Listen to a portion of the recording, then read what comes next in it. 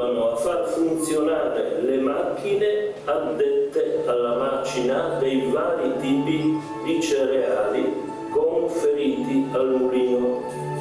Nelle parti superiori dello stabile, poste su diversi piani, sono presenti attrezzature che servivano a convogliare i cereali trattati dal punto di raccolta alle macchine di macinazione. Fin dai tempi più antichi, l'uomo ha scoperto che l'acqua corrente può produrre energia dinamica applicabile alla macina del grano turco e di altri cereali. Ciò lo ha indotto a fabbricare mulini che dovevano essere costruiti lungo i fiumi o i canali artificiali. L'acqua del torrente Iudrio, lungo tutto il suo corso, dalla sorgente situata sul monte Kolovrat alla sua affluenza nel torrente Torre, serviva a far funzionare un buon numero di mulini, circa 25, situati sia in territorio sloveno che in terra italiana. Attualmente solo alcuni sono rintracciabili e visibili, mentre di altri restano solo ruderi. Mulino Tuzzi, in località Dolegna del Coglio, sotto il castello di Trussio, lungo la provinciale che collega Brazzano a Corno di Rosazzo, troviamo l'unico mulino ancora funzionante. Buonasera a tutti, mi sentite? Sì, mi sentite. Buonasera a tutti. Io inviterei le persone che sono fuori a prendere posto tranquillamente dentro, perché veramente sono diverse sedie libere e forse avete l'opportunità di ascoltare meglio. Allora, buonasera, benvenuti a questa serata di dialoghi. Ringraziamo Casa Ritz per l'ospitalità e ringraziamo anche Renzo Furlano, che veramente ci dà sempre delle ottime opportunità, dei bellissimi incontri culturali davvero interessanti. E dialoghi, dopo un'estate appunto densa di eventi, il Festival internazionale itinerante della conoscenza Dialogo, organizzato da Cultura Globale, prosegue sotto il tema Resistenza e Bellezza, con la sessione autunnale che si annuncia ricca di collaborazioni, incontri di attualità, super ospiti fra cui Andrea Scanzi, Mario Tozzi, Zita Dazzi, Benedetta Tobagi e Fabia Savani, Teresa Bergalli, Sebastiano Somma, Telmo Pievani e il premio alla carriera a Lucia Doracci.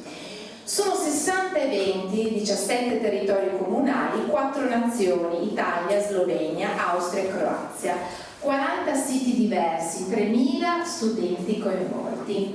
Importante, vi ricordiamo, è la raccolta di fondi che quest'anno Dialoghi ha deciso di organizzare a favore della Fondazione Burlo Garofalo, quindi qua fuori trovate anche una cassetta e potete dare un contributo.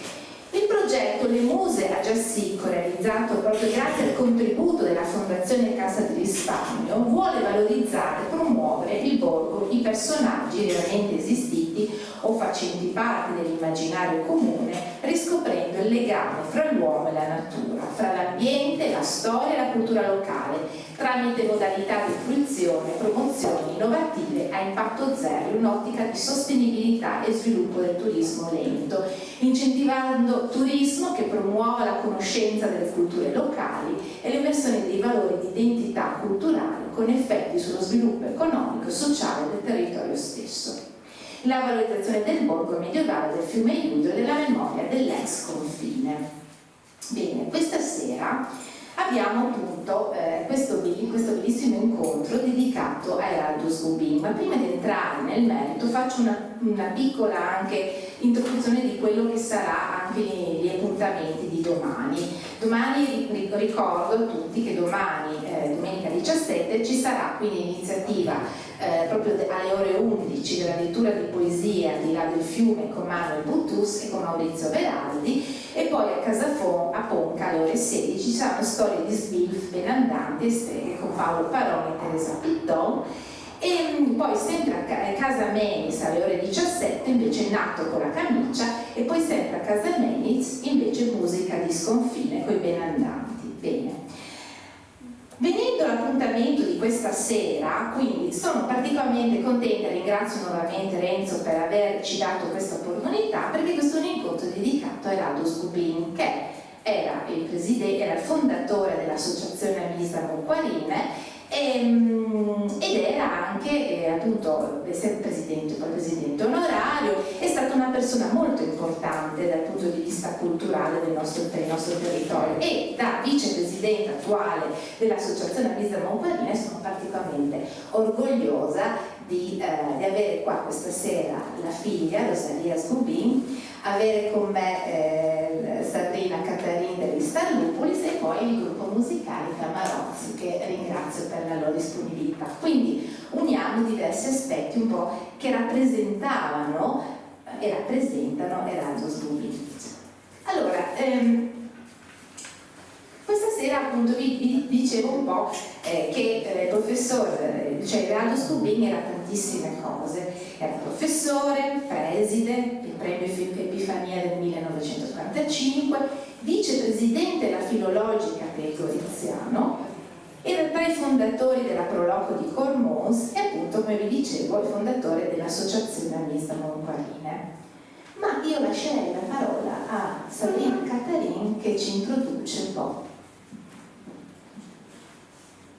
Sulla cresta de colline la guerra sbusinante contro un sussurro infernale e scoreava i plantis involuzzati sta lettere delle ciase in plena rastes arrivava invece nome una iarin di viarte che chiarinava i flors dal mandolar i violi sprofumati e la rute nuove. In due giornate così ho inviati voi io alla luce del mondo. E ieri la seconda di primavera e la natura zari deve dur'intorno. A mio pari i someati buoni auguri che sopra in fi al vostro sotto une giornate così splendorose col calendario segnale San Benvenuto. Vince di marzo la data di nascita di Erasmus Gubin. Musica.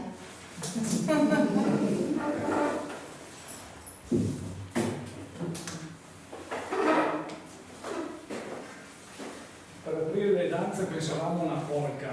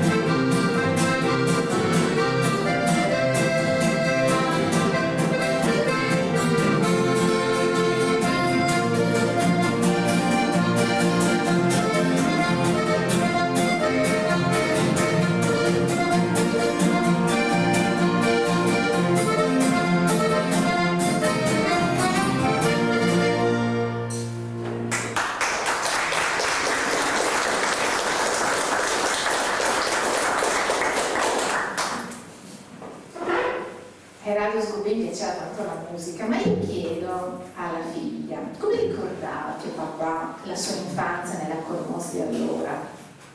Ma per rispondere a questa domanda io direi che niente meglio delle sue parole con cui raccontava Heinz di Frut. Avem impesi dai miei Heinz di Frut, da che guerre nestre ciase sua mão guarine. Di seris, l'ungel funk, dal quarte fur di nappe, io e mio cugin Fredo stavi a ascoltare a voce di arte e coi voi lusins li sflavis di nonetine. Di fur e sbusinava la guerra, ma dentri asclopettava un biel zoc di morar e trops di fadiscis asvolava in miseri su per cape nere di cialin. Me mari e mio pari aieri in puerins e in chi tims di miseria scugnivi in lavorare di un scura che l'altri, col sorelli e con la Chloe. Io ho visto tanti moi nati di ciapasù Cesaron sta al fisc, un grom da pitte culine. Anche sotto gli smontanis, punto un sac sul ciaffe sulla schiena che ben pochi imparava. Me mi mettevi in assoppetto, in tune pizzole baracche plene di fen. E io stavi lì cuiet paroris, a cialame era vedute di mulini che mi aveva fatto mio pari su di un riur che s'altuzzava tra l'arpe davanti al quartello. La musica de ploe sui bandons del casò. E che il semplice ducato mi tenevi in compagnia fino a sera. Con pari e mari finiti di lavorare, avvenivi a ciolmi per la sera. Se vinti smor genitori. Da domani a quinore, simpli sotto la ploe, mio padre metteva il suo sacco dei primisti sul manubri dei sovier bolsi e vie di corse pedalante al marciare di pulizia. Lo animava la speranza di ciapà qualche palanca di lui, stante di sicuro, possa altri sapevano farla di prima e stessi sacrifici sotto il mattino. Ma in marcia danza all'ingrues, di solito noi sentivamo che voleva. Lui attornava le case travanate, sfinite e consegnava a memoria gli spocci ruti squistati con tanti fatturis. Da spo, per ripiar forze, al metteva da scanselle tavole un pirsù ben stagionato. Al tagliava con devozione qualche fetta. La slacciava sul pan e completava la mirinde con un par di tassi di vino dal nestre longa, che era la sua vera ricompensa.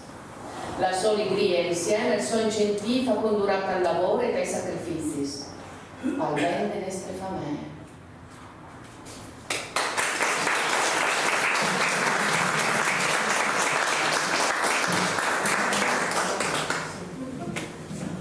Non può mancare un balzerino.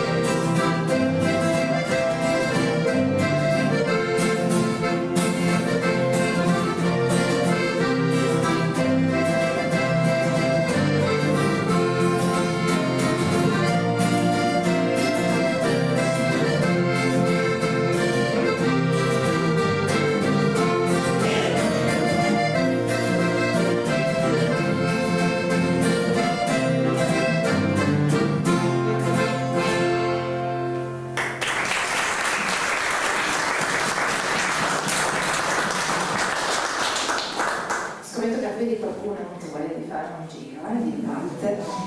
Allora, Rosalia, senti, dopo il liceo classico a Gorizia che appunto Eraldo frequentò con una media altissima, passò alla facoltà di lettere a Trieste per laurearsi a pieni voti in letteratura russa.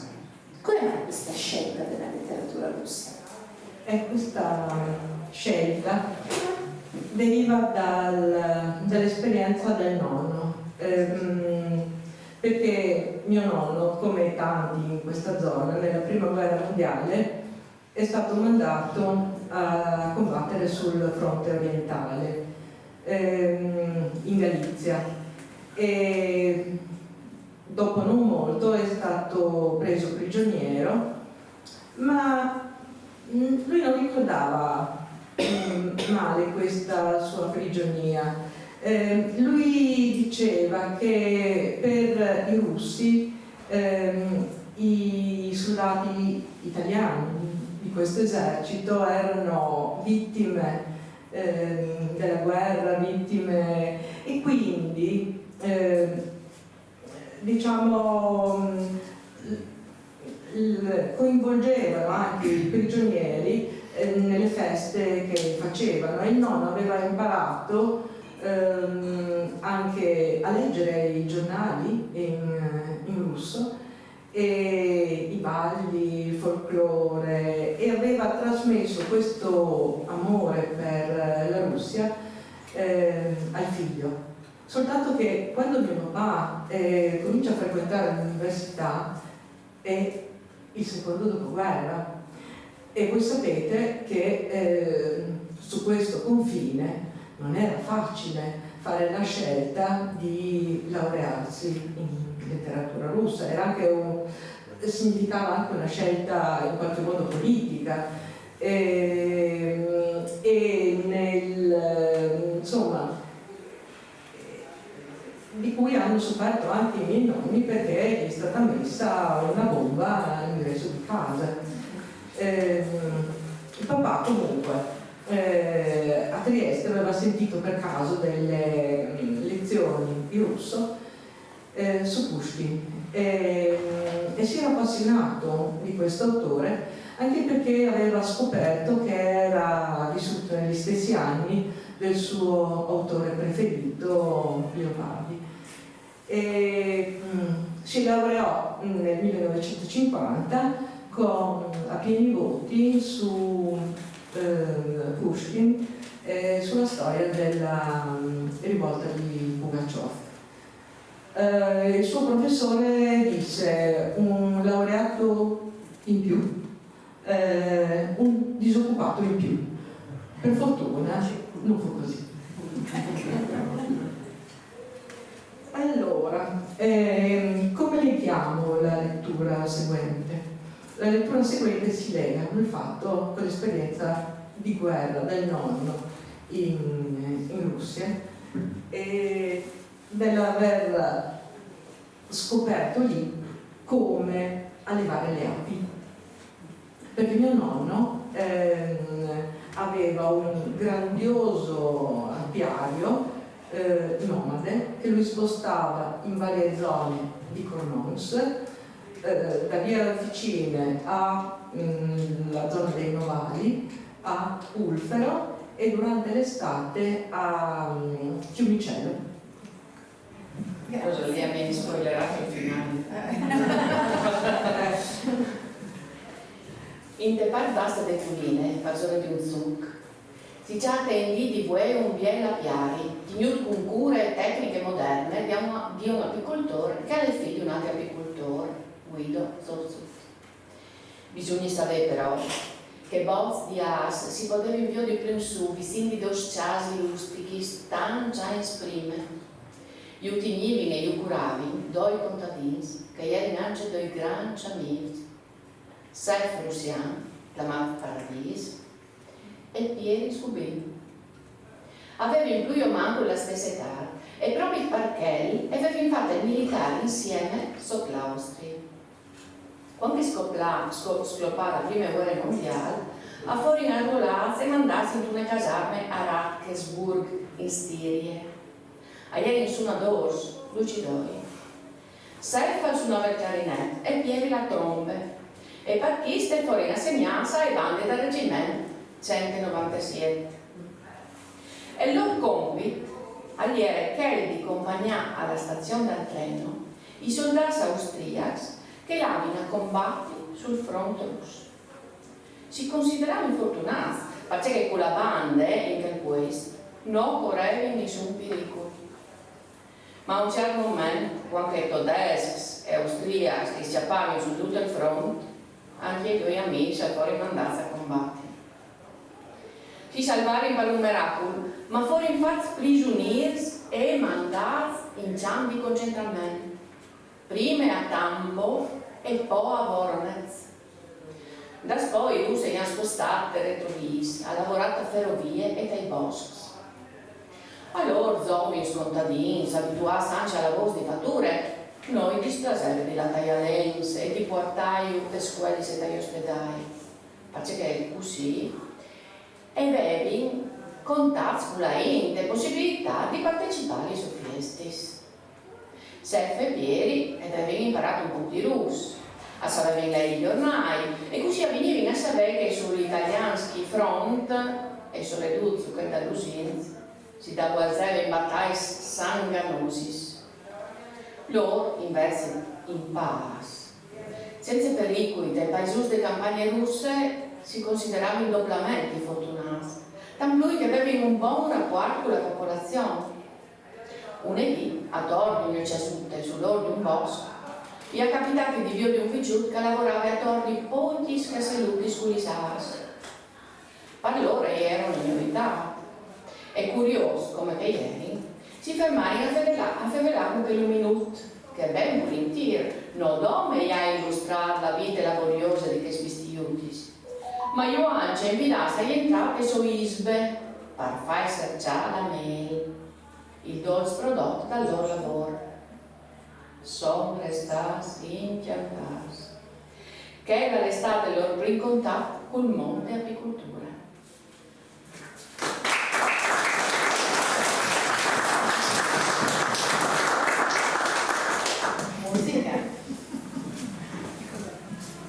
Mentre ascoltavamo le parole, io e Simone ci siamo guardati e abbiamo detto adesso facciamo una polka per il contrasto del racconto della signora, cioè in guerra i russi o indifferente qualsiasi, gli uomini chiamavano altri uomini che erano in guerra e facevano la festa assieme. Dopo invece in periodo di pace i vecchi tromboni, quelli che sanno, non lo so, dicono laureato, disoccupato. Allora, secondo noi, l'ironia è la cosa migliore di fronte a questi chiari scuri, questi caldi e freddi, no? Allora abbiamo pensato di suonare Ci vogliamo bene, tanto tanto bene, la risposta da dare a certa gente.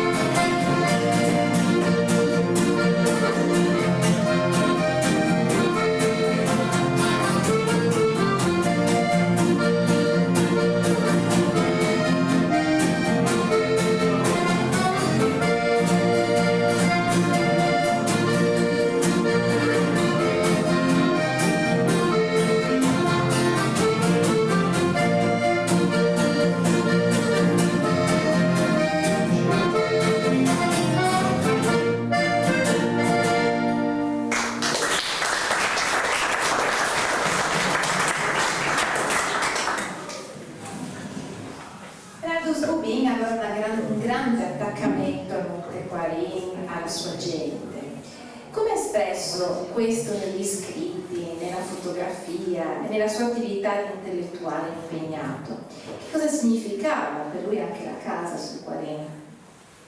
Per rispondere all'ultima domanda, la casa sul Quarino era tutto, era la sua vera casa, quella per cui si impegnava. Se nella casa in centro, diciamo, la grondaia perdeva o le finestre erano da dipingere, beh, insomma, non era il suo problema. Ma per la casa del monte lui era disposto a qualsiasi cosa. Addirittura quando l'ha comprata ci ha dormito al freddo su una brandina per ridipingere gli interni, per fare di tutto di più. È stata in assoluto la passione più costosa di mio padre. Per quanto riguarda l'attaccamento al Quarin, allora, Quarin, io ho del materiale immenso che mai e poi mai riuscirò da sola a ordinare. Mio padre raccoglieva tutti gli articoli di giornale, di cose che lui aveva segnalato al giornale, e insomma ci sono tantissimi articoli già negli anni 60 che segnalano la sua richiesta di strade per il Quarin, dell'acquedotto, perché quando lui ha comprato la casa nel 68 non c'era mica l'acqua lì, o meglio c'era una sorgente a cui veniva a tingere la madre di Mario Paradis, che era ottantenne, veniva con qui si viene in mente, insetti a prendere l'acqua. Papà quindi si è impegnato per chiedere l'acqua, per chiedere l'energia elettrica, cioè servizi. Poi naturalmente tutti i suoi scritti sulle case in rovina del monte, sulla sua... ha fatto un video bellissimo, credo, questo è bello, ma quello di cui vi parlo e che potete vedere sulla pagina dei Talks di Cormons, si chiama Cormons, l'uomo di arte. È apparso su quella pagina il 10 gennaio del 2018, quando papà è morto, e in breve ha avuto oltre 4.500 visualizzazioni, che direi è molto. Che cos'è questo? È sulla scia di quello che aveva scritto la Maria Giolitti del Monaco, è un viaggio in treno da Gorizia a Cormons,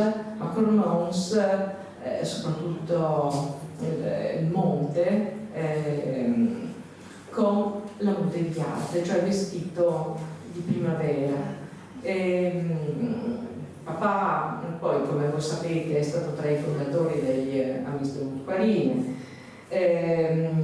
ha scritto moltissimo, e poi insomma ho cercato di... Allora, con l'aiuto degli Amis de Quarine ho inventariato il suo materiale filmico, che era una delle sue passioni. Siamo arrivati a inventariare oltre 640 tra film compiuti o riprese su cassette mini DVD. Fotografie, tantissime fotografie, soprattutto di fioriture. Un'altra cosa che non c'è in queste domande, però mio padre era un vero esteta, amava la bellezza e lo incantava la bellezza della natura. Direi che c'è un testo molto significativo. Comunque voglio dire questo, che hai un patrimonio, tuo padre ha lasciato un patrimonio di memoria storica e dovremmo veramente impegnarci per valorizzarlo al massimo. Chiudo e lascio la parola. Dico solo questo, il professor Cassin mi ha detto dovete farvi aiutare, dovete trovare modi, donare questo materiale non so, all'archivio, perché da soli io da sola vi giuro, sono 5 anni che vivo a Cornò, sono 5 anni che sto cercando di mettere a posto, di riordinare e mi ci salto fuori, perché veramente, cioè mio padre per almeno dal 60 fino al 2018 quando è morto ha continuamente scritto, fatto film, fatto fotografie, ha raccolto articoli di giornale. Tanto, troppo. Direi che la Pierre de Nat-Lapointe Ci sta tutto. Mi piace tanto, come che non tu sei lui sentami sulla pelle dell'altra parte delle strecciasse sul cuorino. Come te, quando a sera guarda danzea, poi la falsa il godar, lì tu lo savis. E una tazza di vino e una bogata di fumo ti rimettevi il monte in armonia. Tornavi in riasta e bozza e da urda paradane fodrate di edare fumavi in tal blanco entre la luz dorada della monte anche i cammins sugli chassis di Cormons. Le passati tanti, ma chi svin che vuoi obefe, che li zermi cor per ogni vene, al venda vista di che ronc, vi sinda risultive, la che tua stangrima. E come che dai che spagnoli, anche chi fum blanc si alza e si disfante tra chi noi lontans, di là che forsit, come che dal firmament tutti si impinghi stelis, tu mi viodis, pari me, sintato, alto quest su chiste piere.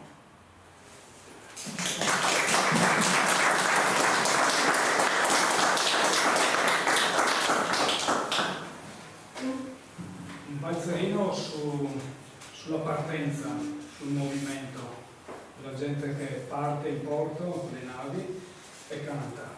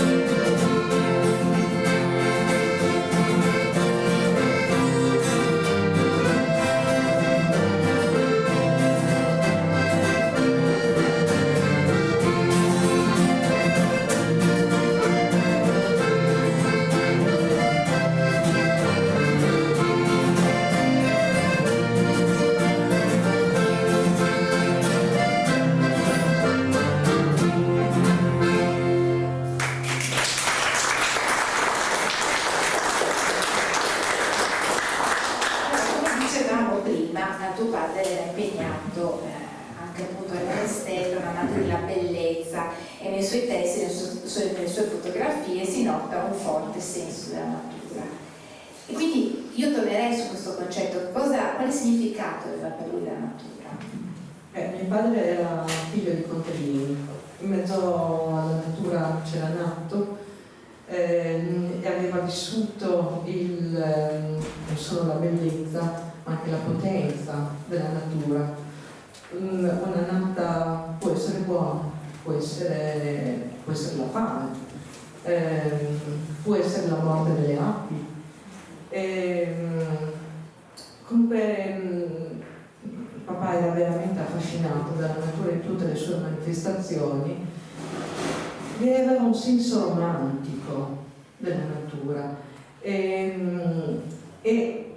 in molti suoi testi io trovo che la vive come una metafora dell'esistenza, così come nel testo che ora Sabrina ci leggerà. Ultime sfloriture. Sì. Tu eris il più alto e il più fieri dai tuoi frati, e di lassù come un gigante. Tu dominavi tutte le vigne fino all'aiuto pignulere.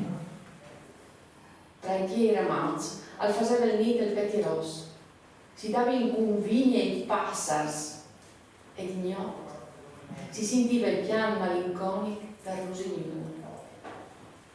Ogni anno, puntuale, tu mettevi sul vestito blanco da primavera e tra i tuoi flores era un allegri businamento di as. Se ne osis di zuppare la mil di rose in rose.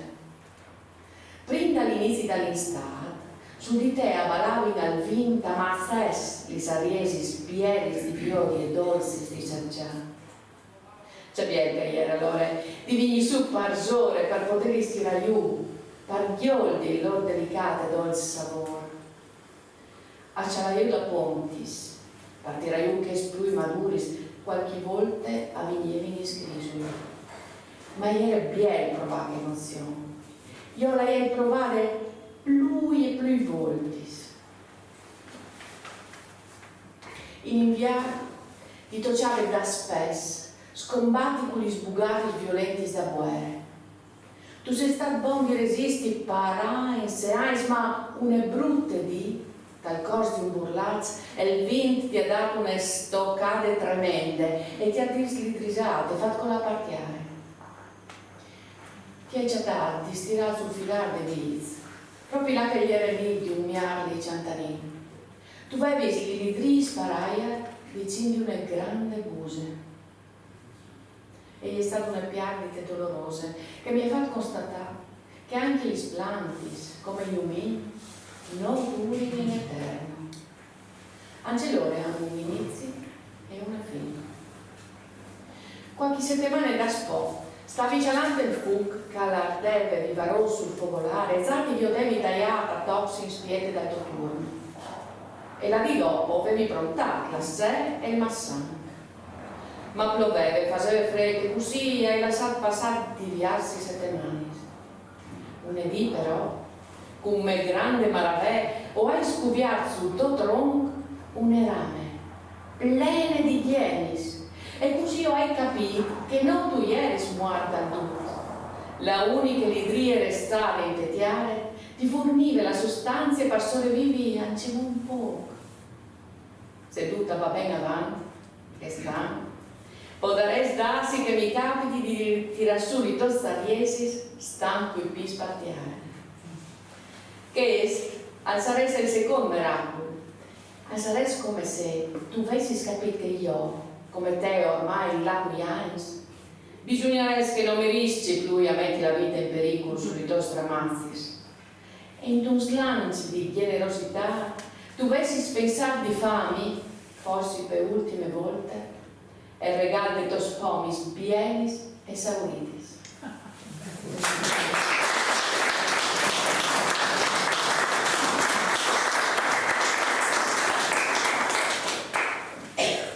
Andiamo su una porta.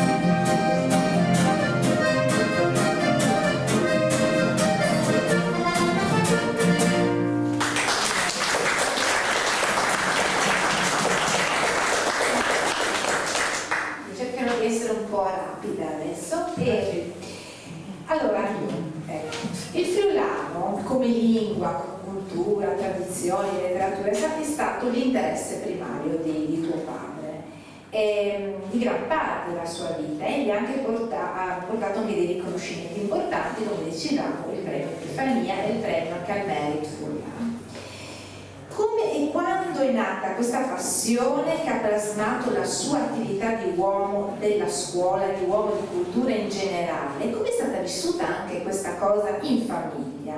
E poi quali erano le altre passioni che aveva tuo padre? Allora, fino agli anni 60, diciamo, non c'è testimonianza di scritti di papà in friulano. Io ho pensato che lui, figlio di contadini, che va a frequentare in città il liceo dei signori, il liceo classico, che si laurea poi in lettere, per anni aveva, diciamo, cercato di parlare l'italiano più perfetto che si potesse immaginare.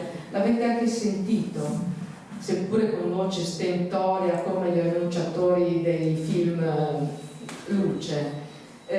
Papà parlava un italiano perfetto, però arrivato a 40 anni è scattato qualcosa, probabilmente anche i tempi erano cambiati, e quindi il suo è come per Don Maghet, riscoprirmi friulano, riscoprire le proprie radici, la propria identità, e questo l'ha portato poi diciamo a scrivere, a occuparsene a scuola e in vari modi che voi tutti quanti conoscete. Come è stata vissuta questa passione in famiglia?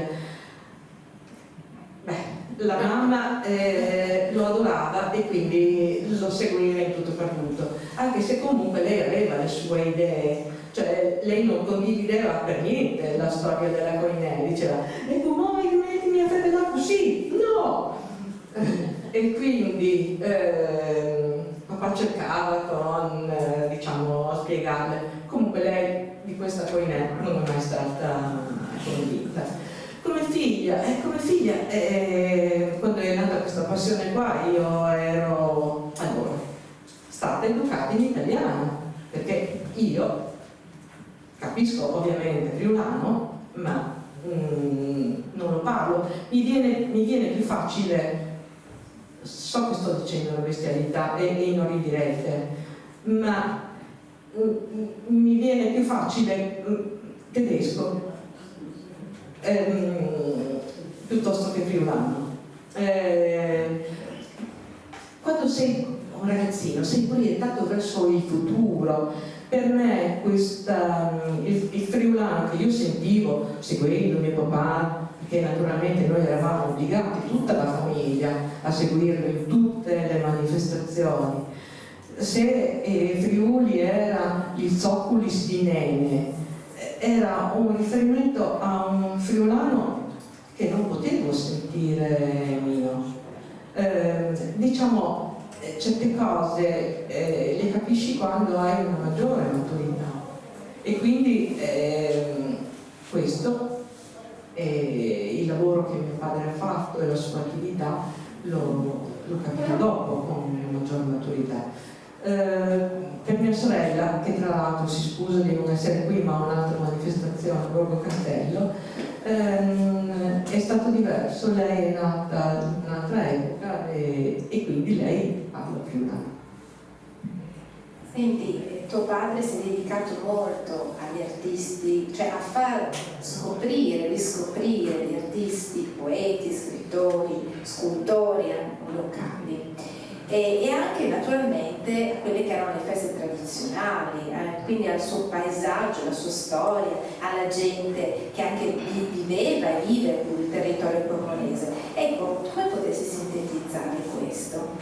È impossibile, è impossibile perché è veramente tanto. Per papà era una missione, il friulano era veramente una missione. Lui a un certo punto aveva il friulano come discriminante, portavi a qualcuno ti chiedeva: ma parla friulano? E lui si era sentito, diciamo, una missione di valorizzare la storia di Cormons, i suoi artisti, quindi Zardini, Collodi, Dolfo Zorzut, ma anche Castellani, anche persino gli artisti del ferro battuto. Ci sono vari libri che lui ha scritto su Cormons, quaderni, e naturalmente ci sono i tanti documentari, perché da un certo momento in poi ha scelto che avrebbe comunicato soprattutto con il metodo filmico. Gli sembrava di poter coinvolgere di più le persone in quella che era la sua missione. All'avanguardia in questo? Sì, perché papà, come me, era sostanzialmente uno vivo, e quindi pensava di poter comunicare meglio attraverso le immagini. Io farei leggere Sabrina questo bellissimo pezzo dedicato a Renato Russino. Solo una cosa, non soltanto gli artisti ma anche la gente comune. Io considero una delle cose migliori che mio padre abbia fatto di dedicare su quel numero unico degli Acquarini alla gente comune del Monte, alle quali lui era legatissimo. Questo testo su Renato è straziante, preparati i fazzoletti. Sapete che essere YouTube a Renato? Dopo gli sventemi è stato fine sul quadrino. Ed era il momento all'icov. Sulla tavola pareggiata e sotto il morale ogni ben di Dio. Il touch saurin di tomari, e il vin bon di topari e il pan fresco, e l'idric dell'orto. A tor, dall'aia arzà frescolin, gli nottis ciantarini de armoniche, gli accordos armonios de do chitarre, e sottino Cormons, d'un splendor di luz. Si favelava di altri svendenis, di altri licors, da vieli serali passati insieme da privati sulla neste monte, quando vi sabut che proprio tinche di tu facevi vince times. E allora tutti insieme, i tuoi genitori, la tua viele morose, io e i nostri amici, ho vindicato gli stazzi sulla tua e ti vi inaugurato di cur una vita lunga, serene e plena di ghionde in che lupi paradiso. Voi invece, mezz'ovina amici, ho solo venuto acchiattati per ultime volte, prima del tuo ultimo viaggio. I sorelli al batteva d'alto sulla parete stanze e tu eri là con tue muse serene, cui ci avevi ben petenato, cui voi si aras come per ascoltare con più rapimento una biele musica, non che tetiare, ma che dal firmamento. Ai tuoi piedi su mazzetti rosis, pendi un grande amor, segno di una dolce pietà. E la chitarra, la compagna fedele che tu hai voluto con te per l'eternità. Sin tale dolce di te, tuo mari ti cialava disperare, con tanto amore, con tanto dolore. Ti ciarezzava per cialdatilis, come quando tu eri frut che stos mans tan fredis, e Dio sa se che ves dar, par Dio di ancemone volte i tuoi voi, par robau che occhiate di salute per sempre, che non aveva arrivata dai.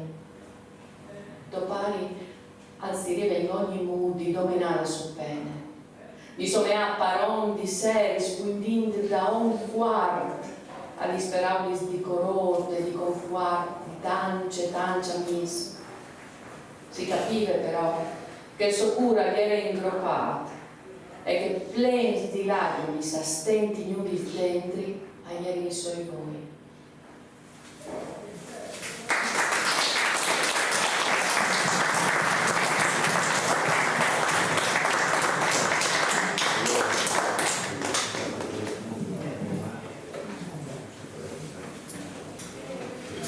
Siamo parole in tedesco è l'avanguardia che ha detto Elena, ha detto possiamo fare una canzone, un brano della cultura di confine austriaca e slovena sull'autostrada, quindi la strada per andare avanti, una polka.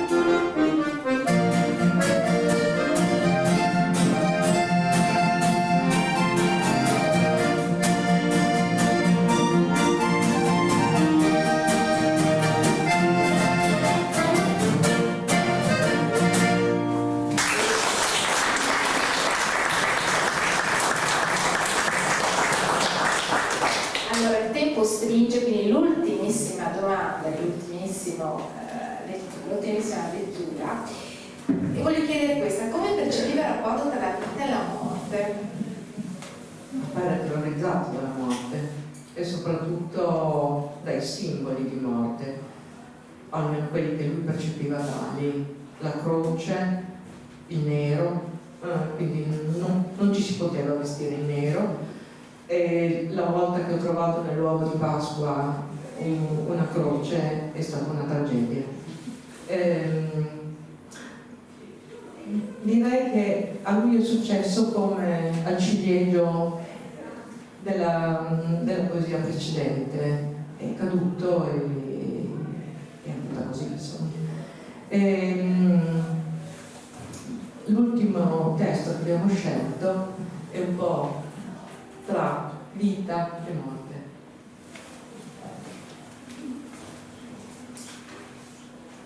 A monte da giornate, a monte da l'anno. Qui fanai in piazza, parlata meciace sulla monte, sono entrato un tunnel di fumate. Imbuluzzati in tu umido in sul, la città insignave, con i luz da vitrinis, con l'amplos da plassis, con i ghirlandis da lampadini di Nadal, sospinduti ad alt tra filis di chasis. Intavaratis, i personis come fantasmis, lavi in fure dentro da botelis a comprare, coi regali, l'illusione di un frego di felicità. Forando un ul gris e incrosanti faros di altri autos che lampavano e sparivano come fux voladis, di curve in curve, la macchina mi partava veloce, sempre più in alto, anche come per un miracolo. La fumata gli è sparita e davanti a voi incantas mi sono compariti intagliati in un sil sereno, ancimone rossata e color dalla monte, une false di lune e une brillantissime stelle. Dal basso la città era sparita. Dove la cupola del domo spuntava fuori che nulla impalpabile e misterioso. Per contrasto, cialando i sondi di quel mar di fumate, stranamente illuminato dal di dentro, in un zuc irreale di zone scuri e di isole di luz malate, sono stato incantesamato. Hai pensato che altri di simili ti capiti a 12 umins quanti appassi dal flus purgatori dal mondo all'immacolata serenità di che altre vite. Mi pareva di sentire dall'aia una domanda. Ti piaceresti in questo momento, abbandonando per sempre il mondo col suo complicato dai suoi problemi e dai suoi affetti, là giorni, tutto solo, una bellezza, un evore più grande di che di chi stile, di chi stai luna. In cui mi ha subito risponduto: se tu stai al plan, se tu hai al plan creature chiare che ti scaldi con loro amore e dedi ogni dì un senso alla tua vita, mio con loro l'aiuto fumata.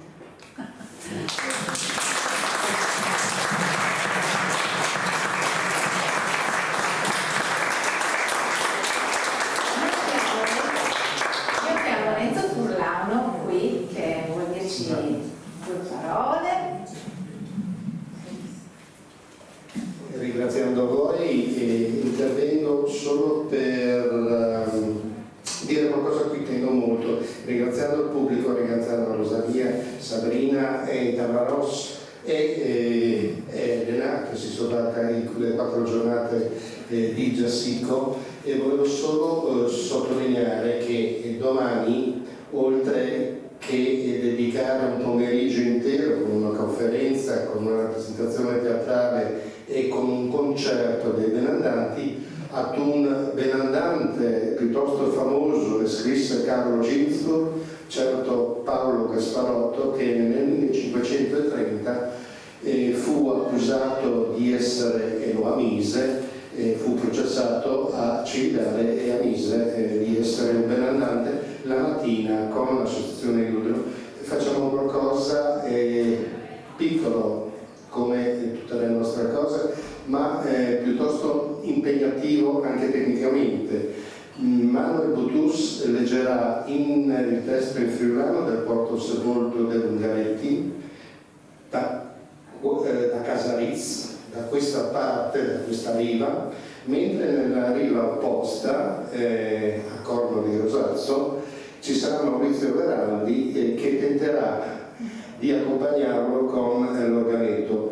Questo per dire che la poesia è una musica, ma per dire che la bellezza unisce ciò che il fiume nella sua dimensione molto corta, tra l'altro lo Iudrio o in friulano gli Udri, ha nel tempo segnato divisioni politiche, amministrative, culturali notevoli. Noi con Nato B domani, che tecnicamente sarà molto difficile, cercheremo di unire le due sponde, e l'unione avverrà poi non solo nella poesia e nella musica, ma anche nei due vini, il vino di Casarizz e il vino di Valentino Butussi di Corno, per cui a chi il Porto Sepolcro dell'Ungaretti in friulano non dovesse interessare, ci sarà il brindisi dopo. Grazie.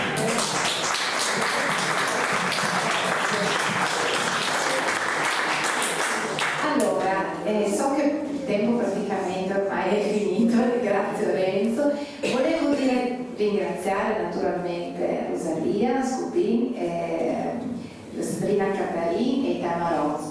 Però ci tenevo anche a dire, doveroso dire, che come associazione Amisa Ronqualine noi abbiamo raccolto sicuramente la testimonianza, tutto il lavoro di Eraldo Scupin, e da lì siamo ripartiti, stiamo lavorando e ricordiamo che Eraldo ha pensato al premio letterario del Fuzzo, quest'anno è l'8ª edizione, in lingua italiana, slovena, friulana, tedesca e in visiaco, anche in visiaco e in gradese. Quindi scadenza il 31 ottobre e ci tengo a ribadire, il titolo è Confini immaginari. Secondo me è molto evocativo e molto suggestivo in questo territorio, in questo momento, laddove abbiamo una candidatura importante, che è Gorizia 2025, Quindi io veramente invito tutti a diffondere questa cosa, perché è una cosa bellissima che l'associazione porta avanti, come anche tutte le iniziative legate alla valorizzazione delle lingue minoritarie, perché ricordiamoci che comunque coltivare la propria lingua significa coltivare il proprio patrimonio culturale e fa sempre la differenza rispetto a qualsiasi altra cosa. In un mondo dove siamo tutti uguali, in realtà coltivare la propria lingua è un elemento fondamentale. Quindi io ringrazio davvero tutti di nuovo, il tempo è strettissimo, lascerei per l'ultima la musica. Vi ricordo che in questo bellissimo posto, che appunto è l'Agriturismo Ritz, potete mangiare, potete anche bere un buon bicchiere di vino, osservare ed ammirare il paesaggio e il fiume Iudrio, che domani potete immergervi in questo contesto, in questa poesia appunto sulle due sponde, però intanto potete sicuramente anticipare questo momento di bellezza approfittando delle specialità culinarie di Casa Ritz e del buon vino. E naturalmente saremo intrattenuti dalla musica dei Tamarozz. Quindi grazie a tutti, vi aspettiamo domani, buona serata e apprezzate